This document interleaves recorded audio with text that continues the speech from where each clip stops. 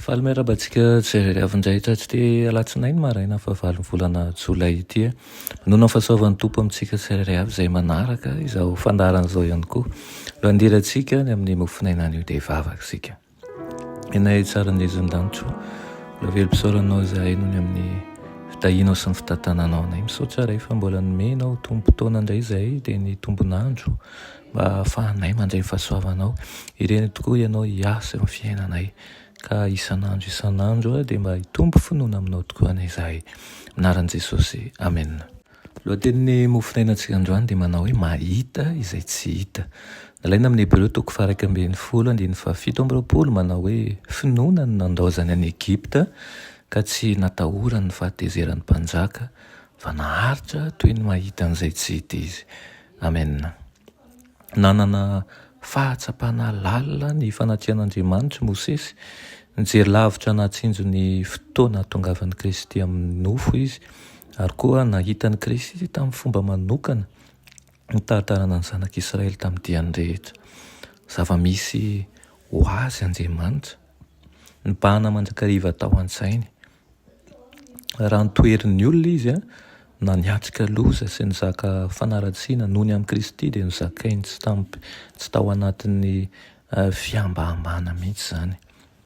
Ninony Mosesy fa Andriamanitra no ilainy sy afaka nampy azy. Ho azy dia teo anilany nanohana azy tamin'ny fomba rehetra Andriamanitra. Ary tsapan'i Mosesy tamin'ny fanandramana ny ainany fa Andriamanitra dia mamaly soa izay mazoto mitady azy. Nanana fiheverana manokana ny valosoa avy amin'Andriamanitra izy. Indro loha hevitra anankiray momba ny finoana izay mendrika ho adoaditsika tokoa dia ny hoe Andriamanitra dia maly soa ny olona mino sy mankatoa. Raha iainana eo amin'ny fanandramam-piainana ny finoana dia ahazaka fitsapana ny olona izay matahotra an'Andriamanitra sy tia azy. Feno fahatokisana i Mosesy satria nanana finoana velona. Ila fanampiana izy ka nangataka izany tao anatin'ny vavaka dia nandray an'izany ary nampidiriny tamin'ny fanandramany finoana fa niay azy Andriamanitra. Nino izy fa Andriamanitra no nanapaka ny fiainany manokana, nahita sy nanaiky an'Andriamanitra izy tamin'ny atsipirian'ny mpiainany rehetra ary tsapany fa nijery azy ilay mahita ny zavatra rehetra izay mamantatra ny antony manosika sy ny miafina ao am-po. Nibanjina an'Andriamanitra izy ary natoky azy mba handraisany hery andehanany tsy misy pentina, mamakivaky ny fakapanahy amin'ny endriny rehetra. Ampy hatrehan'ny toe-javatra sarotra indrindra mety hatrehan'ny olombelona ny fanatrehan'Andriamanitra.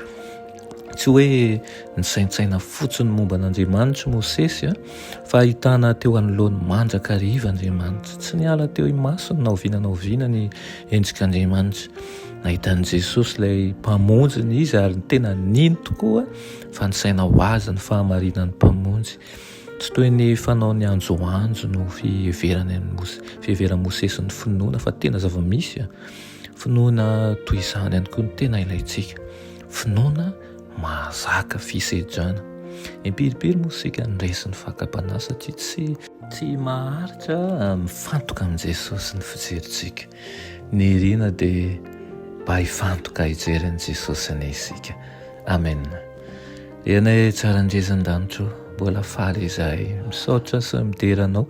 Misaotra Tompo satria Andriamanitra tsara tokoa ianao ary ihany koa mampifantoka anay aminao Tompo. Ampio izay mba ho tahaka Mosesy ihany koa, mba ianao rery no jerenay ary ihany koa hitombo finoana aminao mandrakariva. Amin'ny anaran'i Jesosy, amen.